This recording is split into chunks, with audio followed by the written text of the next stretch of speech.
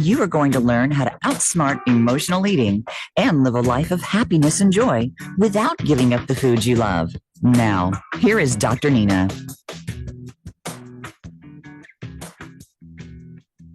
Welcome to the Binge Cure with Dr. Nina. I am your host, Dr. Nina Savelle Rocklin, and I am here to help you liberate yourself from emotional eating, take back control, and feel great in your body. How does that sound? And you know what? We do that without dieting, without counting a single calorie, carb, or fat gram, no macros, without weight loss surgery, without weight loss injections. We do it through the psychology of eating. And when you do that, guess what? When you really get to what's eating at you and focus on why you're eating instead of what you're eating, you can put binge eating, emotional eating, stress eating, all of that in your rear view mirror for good.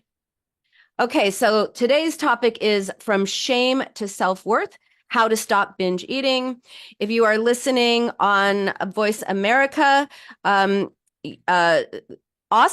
If you are listening on the live stream on Instagram, welcome. And if you're on Instagram and you want to drop a comment or a question, please do so in the comment box and I will get to it as soon as I can. All right, so you know that horrible feeling that follows a binge. You know it, right? It's the worst. You are guilty, embarrassed. You feel horrified at what you just did. And often you end up binging again. Isn't that the ironic part? You end up binging again because you can't stand to be with yourself and feel that shame. So if you don't stop the cycle of binge eating and shame and binge eating, it's never going to stop and you're going to feel miserable forever. I don't want that for you. I want you to heal yourself, to make peace with yourself and with food. This is why I believe in the binge cure, because you really can put it behind you for good. I am living proof of that. The people that I have helped treat patients and clients for the last 22 years, they are living proof of that. You do not have to struggle and suffer for the rest of your life, which is what a lot of people think. If every mess up, if that's how you think of it, if every mess up feels like a personal failure, I get it. I tortured myself for years with self-hate. Whenever the scale crept up, whenever I ate something I thought that I shouldn't eat, I stopped the cycle for good, and that is why I do this work. I want to help you do the same. So let me tell you more about this by telling you about Stella. Not her real name, but Stella was barely holding on to hope when we first met. Her shoulders were slumped, her eyes were downcast, she was miserable. She was the picture of misery. And she said that she just couldn't stop binge eating, and it made her feel so bad about herself. And it is very common for binge eating to be intertwined with feelings of low self-esteem. But here's what's important to understand. Binge eating is a way of coping. It is not about willpower. It is not about control. It's not even about food. And it is not a reflection of your character or your self-worth. It is something that you are doing to try to help yourself in a kind of a misguided way. It's a coping strategy. It is a frenemy, I like to call it. It is a friend. It does something for you. It helps distract you. It helps comfort you. It helps soothe you. It does so many different things. But of course, it also hurts your sense of self and damages your sense of self-worth. So Stella, she thought that binge eating led to low self-esteem.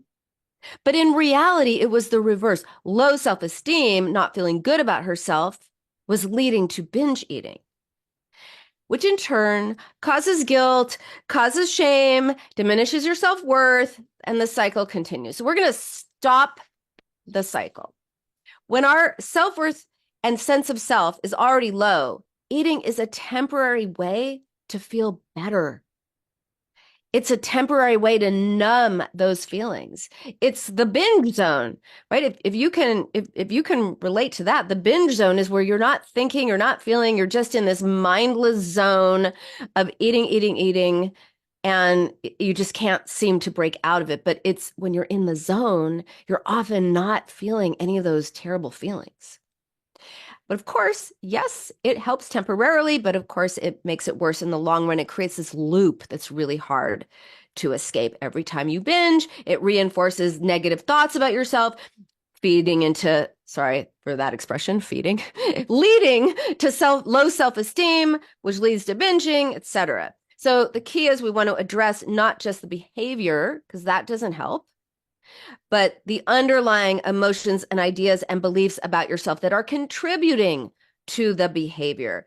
And when you learn to respond to yourself with compassion instead of criticism, and you find new and supportive ways to cope, everything is going to be different, right? That is why changing your relationship with food really means changing your relationship with you. And to do that, we got to identify the underlying triggers, develop new strategies for dealing with those triggers, those feelings, those thoughts, those conflicts, etc. It is a process. It takes time. I'm going to be very honest with you. It is a lot easier to focus on food than it is to look inward. Question on Instagram: what do I do if I still feel those terrible feelings and also the feeling of hopelessness of this never-ending cycle? Great question. So what I often find is that people only go so far with feeling their feelings. Like often when people say, and I don't know if this relates to you, Mel, I don't know if that's your name, Mel, but often people will say, well, I felt my feelings. Well, really, how did you feel your feelings? Well, I realized I was angry or I cried and then I didn't feel better. Well, realizing your anger is just identifying your feeling, as an example. If you realize you're angry, you are just identifying what you're feeling. But the process of feeling your feelings, expressing your feelings, is to express it with affect. So it's, oh, I'm so upset because of this. And it means that. That's another important part of expressing feelings. We don't just want to discharge the emotion and be like, oh, we want to say, and I'm angry about it because it means this, or I'm sad because it means that. Sometimes people will say, well, I cried and I cried and I cried and nothing got better. And that may be, and this is very common with women, that they've converted anger, for example, to sadness. Men do the opposite often. They convert sadness to anger because it's okay to be mad if you're a dude, but you can't be vulnerable and you can't cry. So not true. So if Mel is saying she's feeling the feelings and feels hopeless, so feeling hopeless is actually a thought. So first, what you got to do is express the feeling, what it is and what it means. And in full sentences, in words, I find journaling to be a really effective way to do this. This is why I created my guided Binge Cure Journal workbook to help you do that, to help you get it out of you onto the page. But it's not just I'm feeling this. It's I'm feeling this because of this, and it means that. Then you're not done. Then you need to respond to yourself differently. So first you identify what you're feeling, then you express it, and then you respond to yourself differently. You comfort yourself with words. I came up with this acronym because I love acronyms. Vary your response. So you feel something, you express it, you realize what it means to you, what it means about you, what it means about the future, because we feel things because they have so many, it's so loaded. It's not just the situation, it's what the situation means to us and about us. And then you comfort yourself with words. Here's what you do. Here's what everyone does wrong. Most people will say, oh, it's not that bad. Oh, it could be worse. I should look on the bright side. Enough of this toxic positivity. It does not help. It is dismissive. So what you got to do is say, yeah, I feel terrible. Hi, Arnie. Good to see you here on Instagram. You got to say, I feel terrible. I am upset. I am sad. I am whatever. Of course I am. How could I not be given this situation? Got to validate and acknowledge what it is that's going on with you. Of course I'm upset. How could I not feel upset? This is going on and this is upsetting me. And maybe someone else wouldn't be upset, but hey, I'm upset and I'm going to validate and acknowledge my right to feel what I'm feeling. And that's when you reassure yourself. And reassurance is not toxic positivity. Reassurance is not, it's not that bad. It could be worse. I should look on the bright side. Let me be grateful for all that I have. There's nothing wrong with being grateful, but not in this situation. It does not help. It just then makes you feel bad. And then you feel bad because you feel bad. And you can't gratitude your way out of a feeling. You can't positive think your way out of a feeling. You can't logic your way out of it. You can't think it away, ignore it, drop it, and you cannot stuff it down. What you have to do is express it and then respond to yourself. Of course, I feel this way. How could I not? But then you remember, I've been through tough times before. I have the resourcefulness and the capacity and the ability to get through this too. I'm going to get through this. Now, notice, Mel, with your original question, I hope it's okay that I call you Mel. I think that's your name based on your Instagram handle. I hope this helps, because hopelessness is actually not a feeling. It's a thought that creates a feeling of depression. Hopelessness is like saying nothing is ever going to change. When we have the thought of nothing's ever going to change, what do? We feel bad. We feel sad. We feel upset. We feel depressed. And you cannot simultaneously, sorry. I'm back. My phone flipped over, that I am live streaming on Instagram. My phone flipped over. Sorry about that. You cannot simultaneously say, oh, it's hopeless, and feel better. So what happens is we often will binge or turn to food to make ourselves feel better, to comfort ourselves. And that's what leads to this cycle. Bradley, I'm glad that you think this is great stuff. I happen to think it's pretty great stuff too, life-changing. So, and I'm happy to bring it to you every week here on Voice America and on Instagram. So Mel and anyone else who can relate to this, first you got to identify what you feel. You got to express it. What does it mean? What does it mean about you? What does it mean about the future? What does it mean about the world? And then you comfort yourself with words and reassure yourself. That doesn't mean dismissing it with gratitude. That means you really got to work on remembering your ability, your resourcefulness, your intelligence, the things you've been through before. You got through that. You will get through this. And then guess what? You feel better. So that strategy is vary your response. Validate, acknowledge, and reassure yourself. I hope that helps. Let me know. Drop me an emoji if that makes sense to you and if that helps. And if you have any other questions, please drop them in the comments. So this is partly the problem. Is we live in a culture that says, hey, don't have feelings. You're strong if you don't have them, and you are absolutely weak if you actually have a feeling. And so what do we do when we have a feeling, which is just reaction to a situation? It is not a character flaw. It doesn't mean anything about us. It just means that we are reacting to something. If we're sad, that doesn't mean we're a depressed person. I mean, some people are depressed, but I'm talking about natural, normal human reactions that happen to us in our lives. If we get mad at something, that doesn't mean we're an angry person and we need anger management classes. It means we're upset about a situation that just happened, and we have to honor that, instead of what many people do is to displace that anger onto themselves. Oh, I'm not angry at anybody else. No. I'm actually really mad at myself because, oh my God, I got on the scale this morning and that binge from yesterday totally showed up and I hate myself.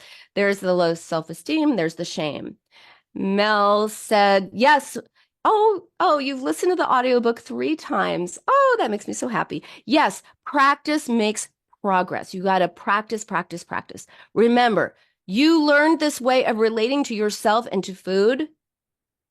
You have to unlearn it and learn a new way. And you can. You can and you will with practice, right? I know you can do it, Mel. You got this. So let's talk about like low self-esteem, because that is a word that is bandied about constantly. And what does it actually mean? It's like one of those words that can mean so many different things to different people. Basically, it is a negative perception and evaluation of yourself. It is a belief, a deep-seated belief that you are not worthy, you are not competent, you are not valuable, you are not good enough. And people who feel this often see themselves as like inadequate or inferior to other people. They constantly are comparing themselves to other people and feeling bad about themselves. And often they have a totally distorted view of themselves. They perceive their abilities, their achievements, and even their physical appearance, they perceive it in a negative light. And by the way, confirmation bias is we find the evidence we look for. We find the evidence we look for. So if we're looking for evidence that we're not good enough, oh, we will find it. But if we look for evidence that, yes, we appreciate ourselves, we appreciate who we are, we did this well, we like this about ourselves, then that confirmation bias can work in our favor. It's like, so I live in Los Angeles where the freeways are horrible. I guess the freeways are horrible everywhere. But you could say, I live in Calabasas. You could say, hey, you know what? LA drivers are the worst drivers ever. And you could drive from Calabasas to LAX, and there would be the worst drivers ever because they would cut you off. They would flip you off. They would just be horrible and selfish and nasty and clueless. And, you know, there's someone putting mascara on, looking in the rearview mirror while she's on the 405. Oh, we've all been there. We've all seen that person. Have you seen her too? I'm always seeing her. Or we could say, actually, LA drivers get a bad reputation. They're actually not that bad. They're nice. And you could drive that same stretch of freeway from Calabasas to LAX. And you know what? You'd have drivers that let you in, give you a little wave, perfectly nice, perfectly pleasant, make room for you, all of that. Now, which one is true? Trick question, because they're both true. But which do you want to focus on? And when it comes to our sense of selves, we often focus on the bad drivers and not the good drivers. Really think about what evidence are you looking for when it comes to your sense of self? Because if you are looking at yourself and finding all the reasons why you're not good enough, you're flawed, you're deficient, you're not up to par, you're somehow not where you should be in life, or whatever it is that you're telling yourself, that's an idea that you may be unconsciously confirming, which just reaffirms your negative sense of self, which makes you feel bad, which makes you, yes, go to food for escape, for comfort, for reward, for punishment, for all the things. So low self-esteem is not just a momentary feeling of insecurity or self-doubt. We all have those momentary feelings of insecurity and self-doubt. Absolutely. That's part of the human condition. But low self-esteem is like a chronic sense of self that affects your overall outlook in life, your overall sense of self. And it just impacts every aspect of your life in a negative way. It's pervasive, and it's this just sense of self-deprecation and not good enoughness. Well, it's the worst. And what causes it? Well, you know, it's caused by everything from childhood experiences to traumatic events to negative social messaging to how we interpret things. And it can be influenced by depression, anxiety, everything. So it's this feeling of not being good enough, not measuring up to some standard. It comes from your experience in life. And it triggers thoughts about yourself. I'm not good enough. I'm worthless. I don't deserve this or that. I shouldn't even try. And this makes you feel terrible. And guess how you may be coping? Again, you turn to food as a way of escaping your own mean voice. Low self-esteem and shame are kind of intertwined. Shame, which I'm going to take a moment and just distinguish shame from guilt.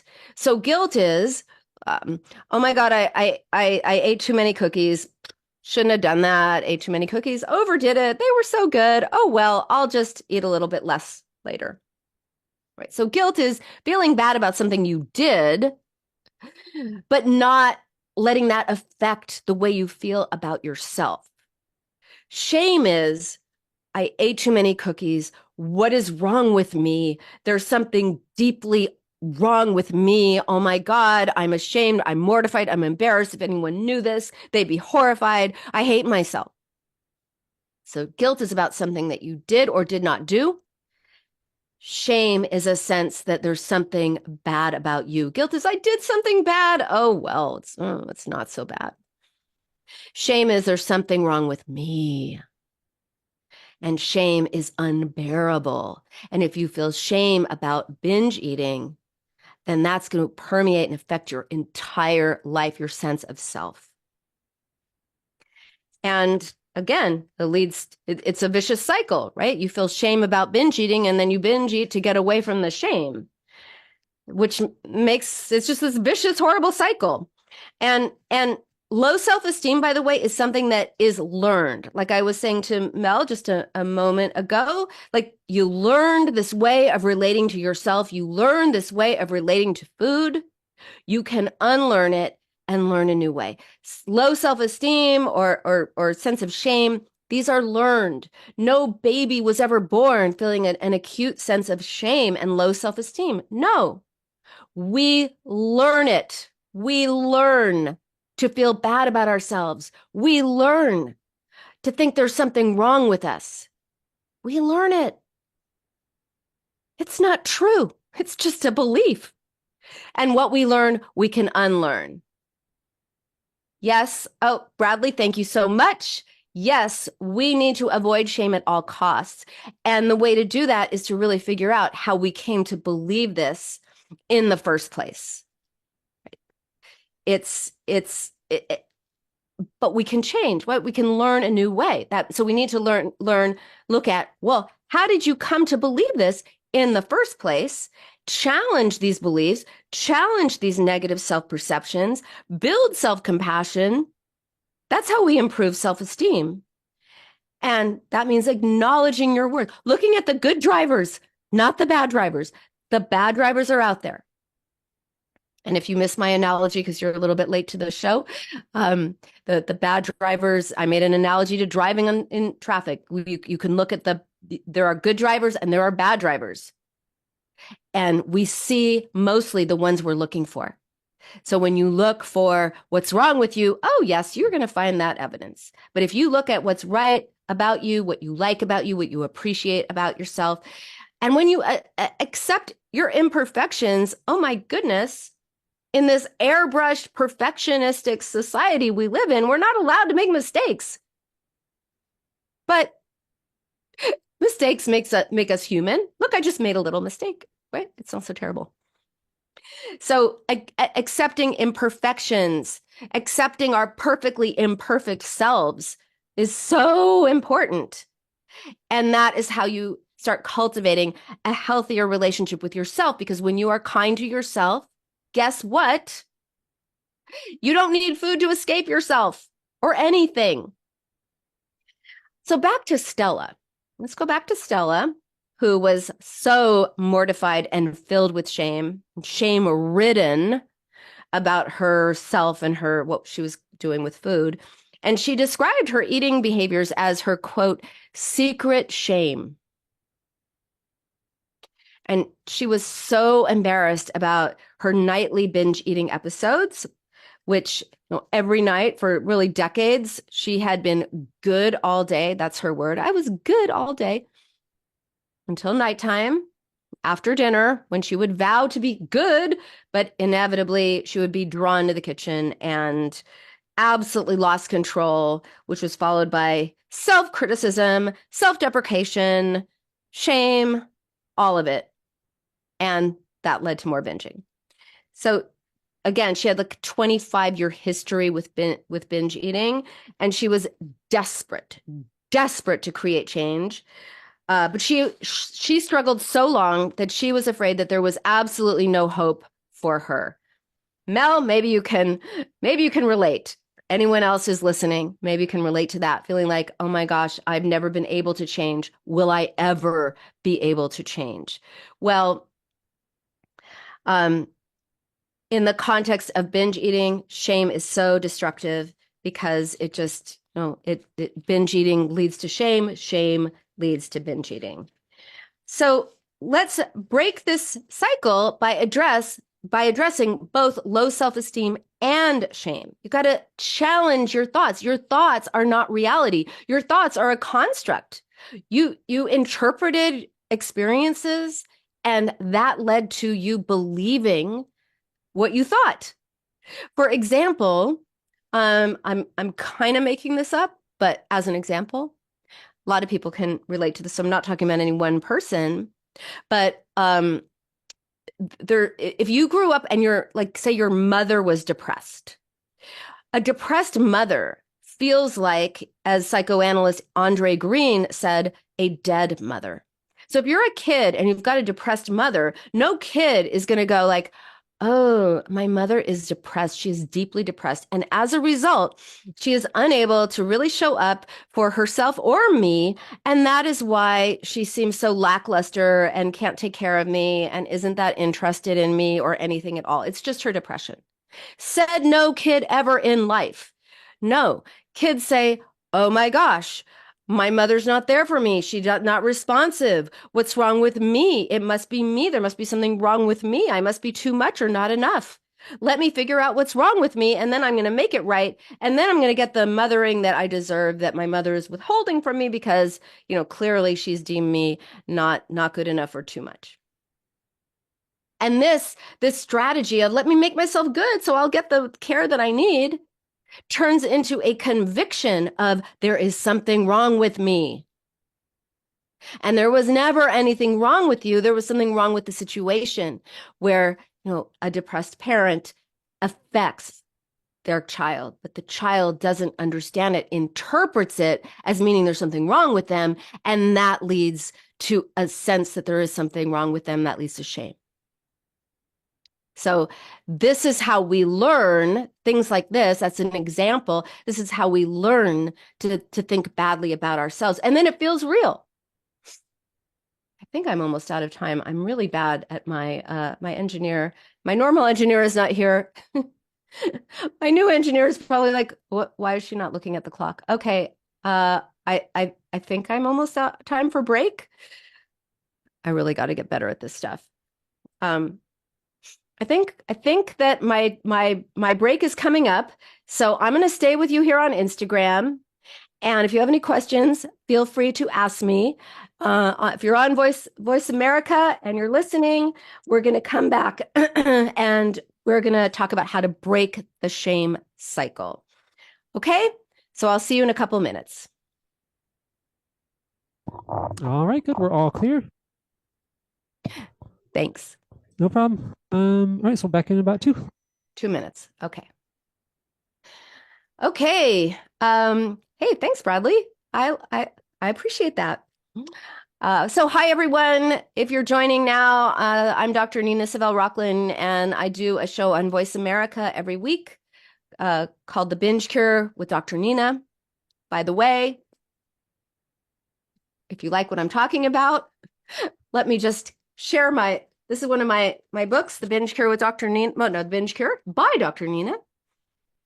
And I just came out with a new guided journal, the Binge Cure Journal. And it is a guided workbook in which you can implement a lot of the strategies that I talk about in the book and that I talk about on the show.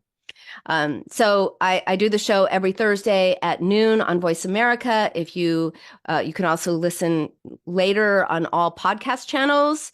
And as you know, if you're on Instagram, I live stream it on Instagram. So let me know if you have any questions and I will get to them for the second half of the show. Or if you have any comments, any questions, this is the time. I think we have like maybe a minute until we're back to the show.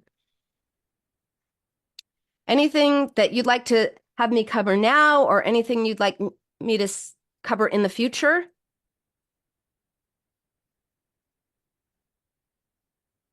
Hi, 43 KFS.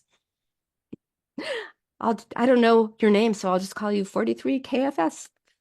Glad you're here. Welcome to the show. You actually came during my break, and I'm about to go back shortly. And we're talking about going from shame to self-worth, how to stop binge eating today by changing your relationship with shame. All right, coming back in 10 seconds. Okay.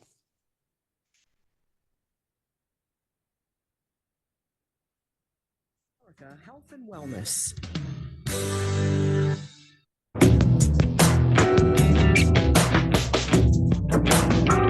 Welcome back to the Binge Cure with Dr. Nina. Have questions for Dr. Nina? Join her on the show at 866-472-5792. That's 866-472-5792. Now back to the show.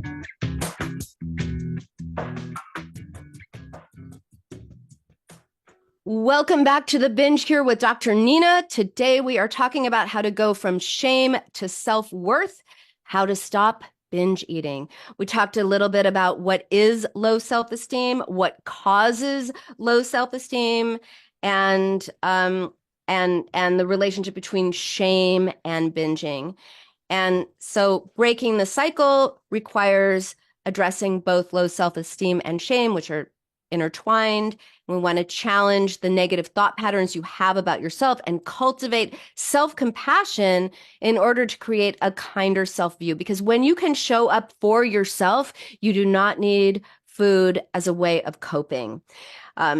It's kind of like this. I love the analogy of a weed and a root. So you do not have to be a gardener to know that if you just pluck a weed, it will grow back. You've got to get to the proverbial root. And where is the root? It's underground.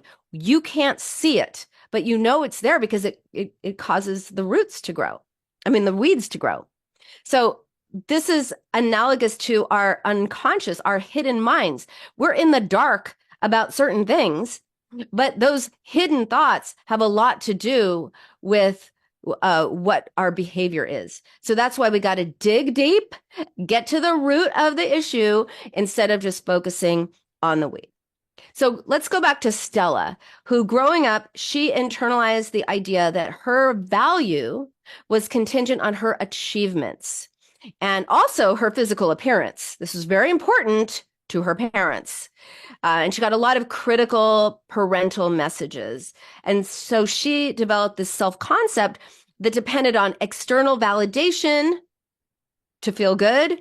And she always felt just this chronic sense of inadequacy. Nothing was ever good. So every night, and she wondered why she was binging every night. Well, before she started binging, every night she'd think about the mistakes she made that day. She'd think about things she said to people, how she could have said it differently, how she could have just been better in all ways, and just ruminate about all her perceived mistakes, deficits, really human moments, but she highlighted them as some kind of terrible defect.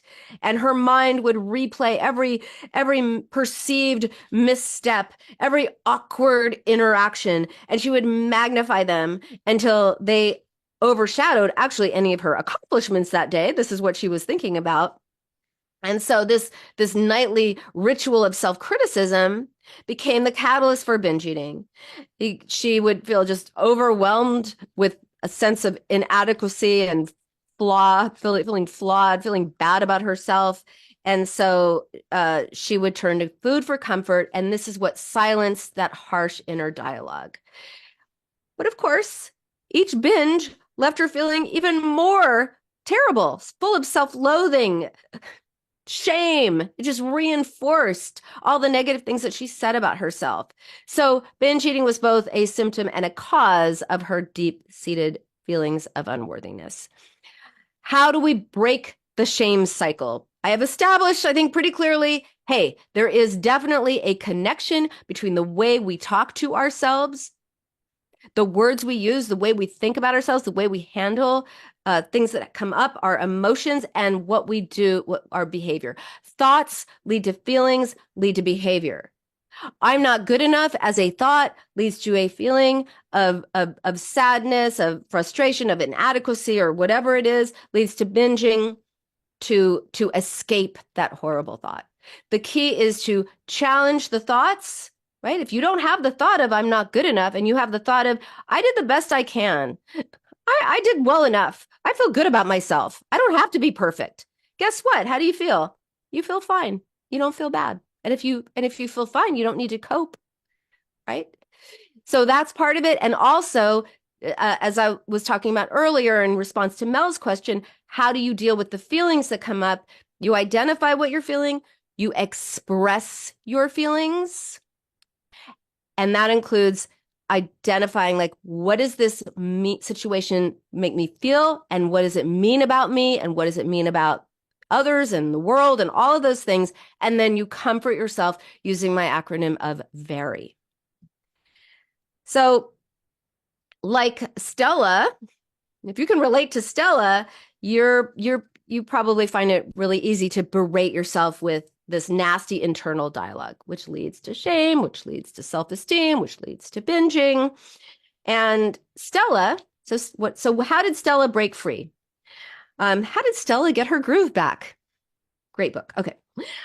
When Stella began to recognize, when we worked together and began to recognize that she was using binging as a way to escape these bad feelings and thoughts that she had about herself, that's when she realized, oh, she was actually a mean girl to herself.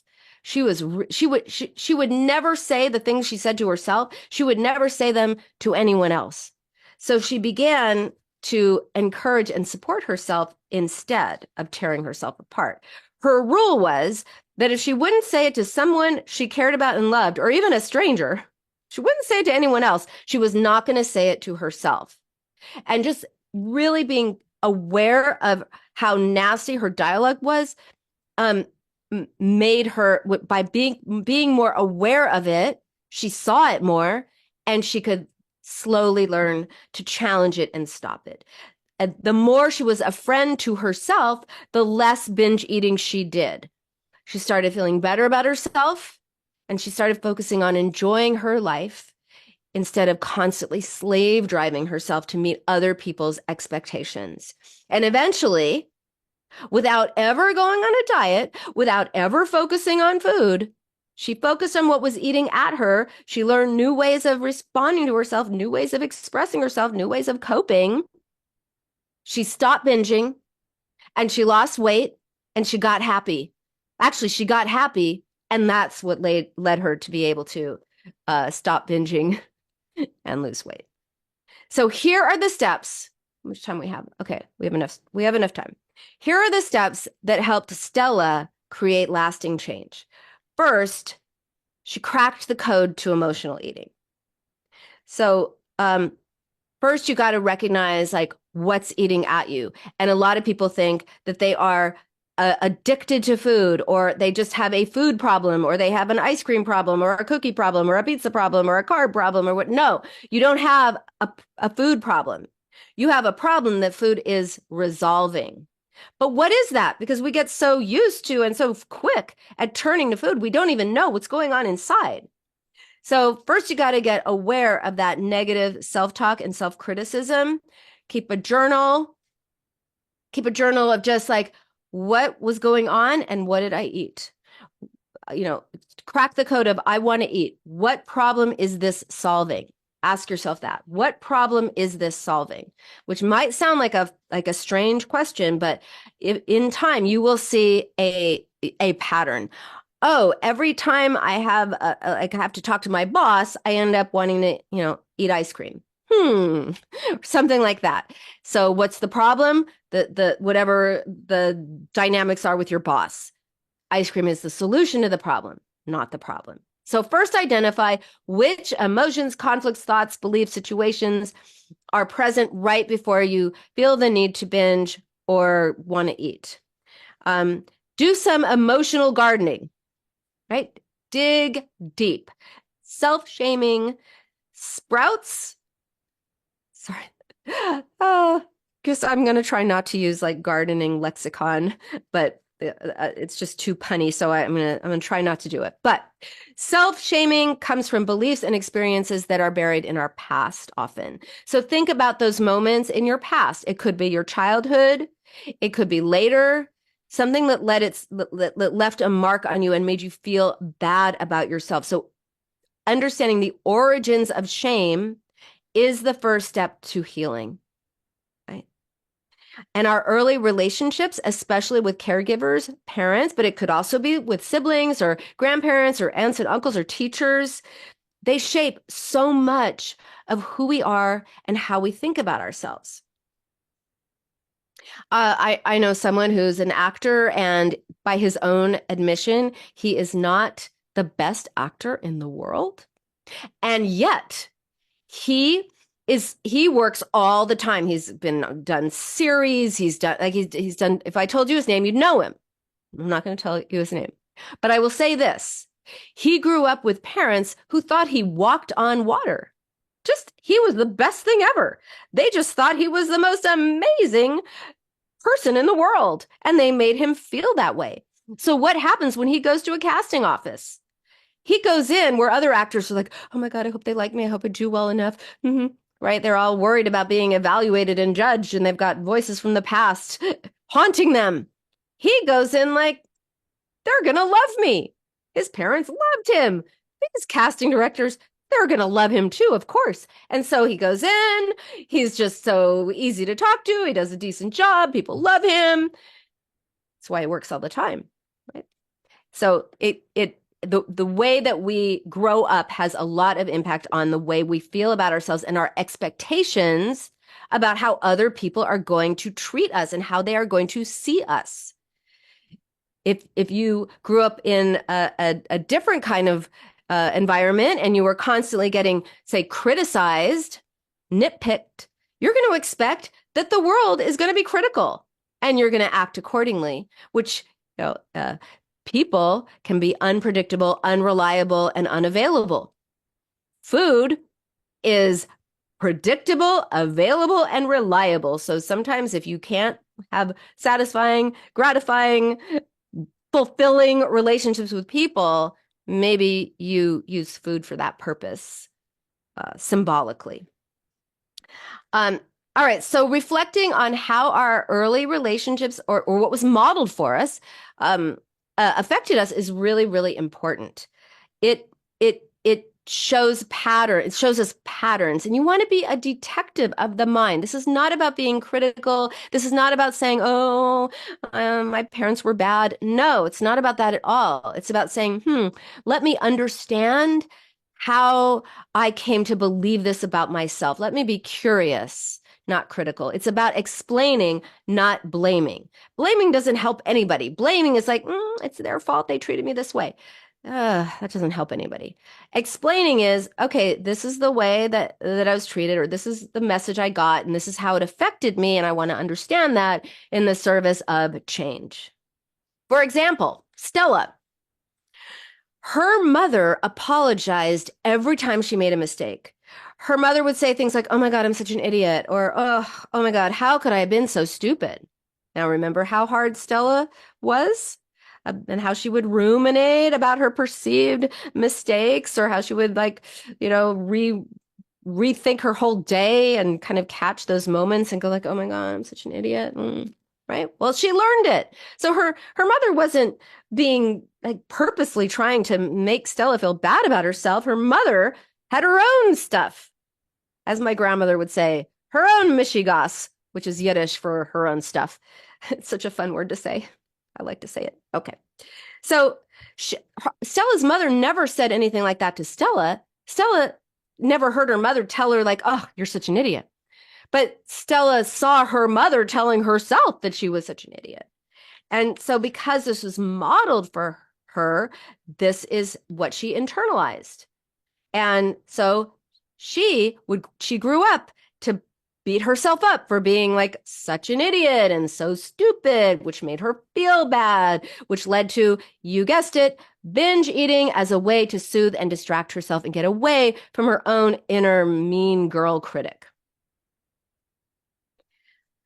All right, so first, she cracked the code of emotional eating. She did some emotional gardening, and then she learned to express emotions. Our emotions are a compass. They guide us, but sometimes we lose our way, right? Society encourages us to hide our feelings or minimize them or positive think them away, but it is healthy and necessary to feel our feelings. Everyone expresses a range of emotions. It's okay to not be okay sometimes. Our feelings just connect us to ourselves and to each other. That is the reality. That's the truth. Our feelings are reactions to situations, and they help us know that we're alive. And they give us information about any particular situation. How do you feel about that? What does it mean to you? All of that. So expressing and understanding your emotions, it is so crucial. We got to give them the attention that they deserve. And that begins with self-awareness, identifying, acknowledging, expressing.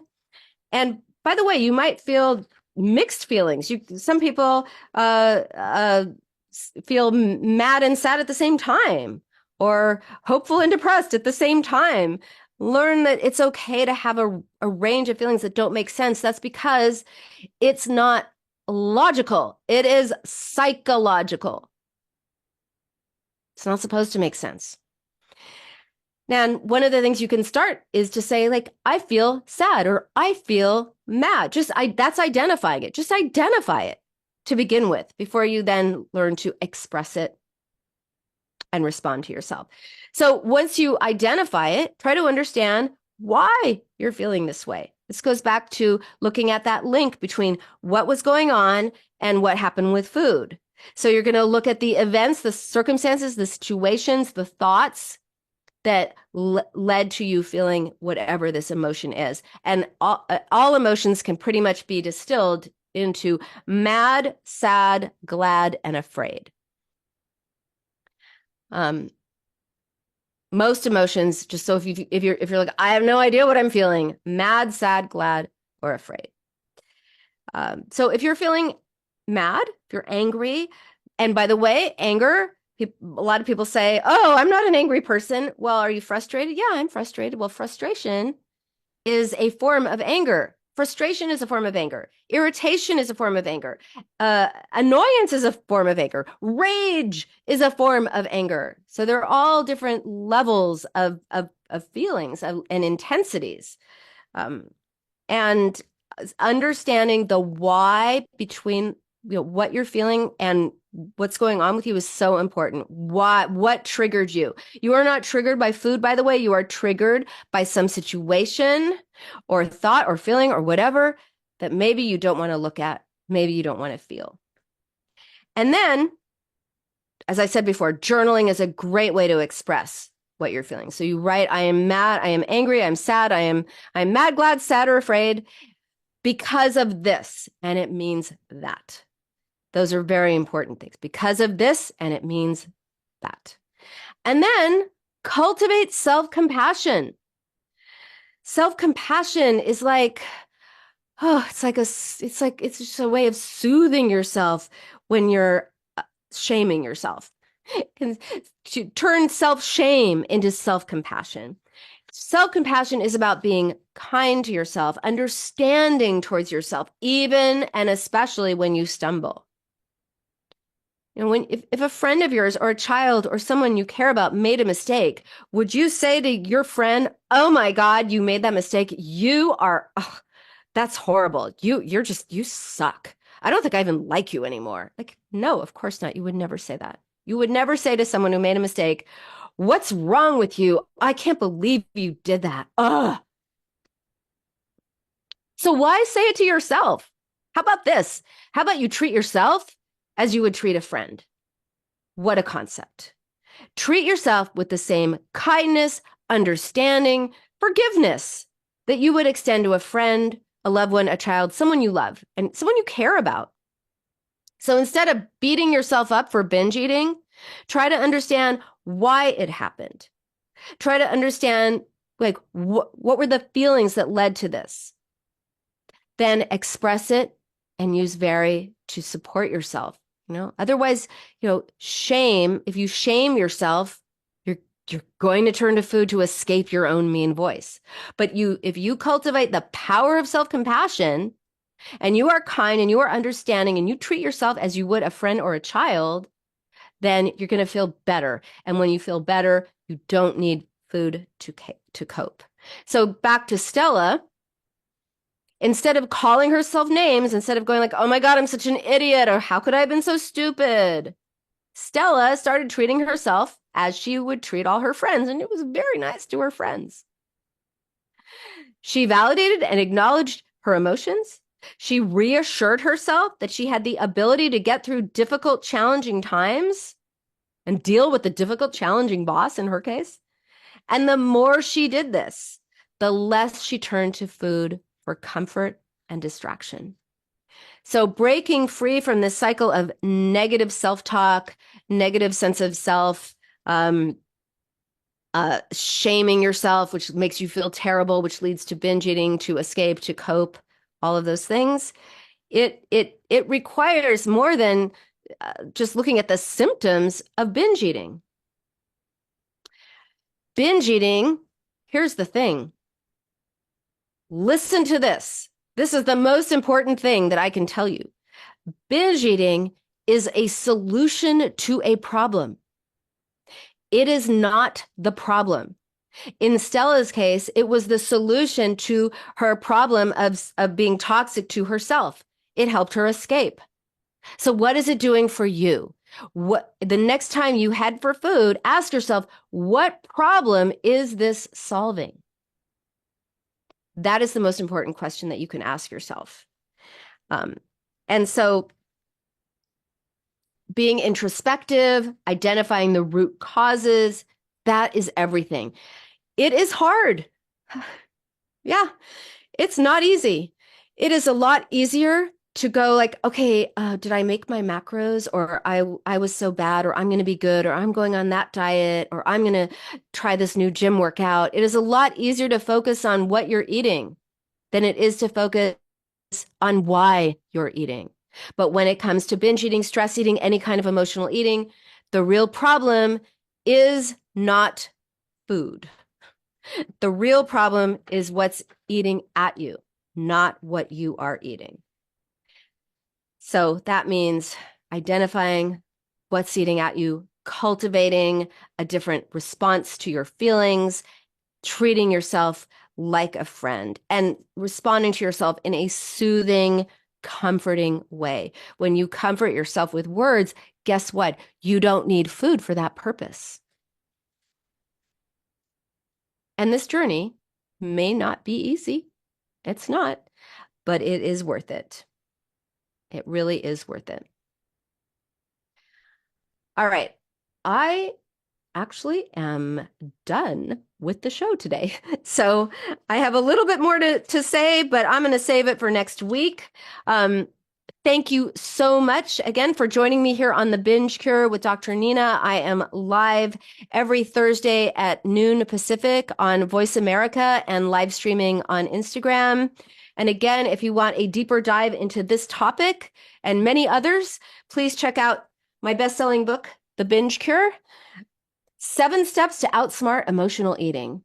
It is available on Amazon in all formats, including audiobook, if you want me to read it to you. And if you want to implement some of the things that I talk about in the book, also grab the Binge Cure Journal. It will help you liberate yourself from emotional eating, take back control, and feel good in your body. And yes, it is possible. It was possible for me. That's why I do this work. I was that person. I am no longer someone who struggles with food at all. And in the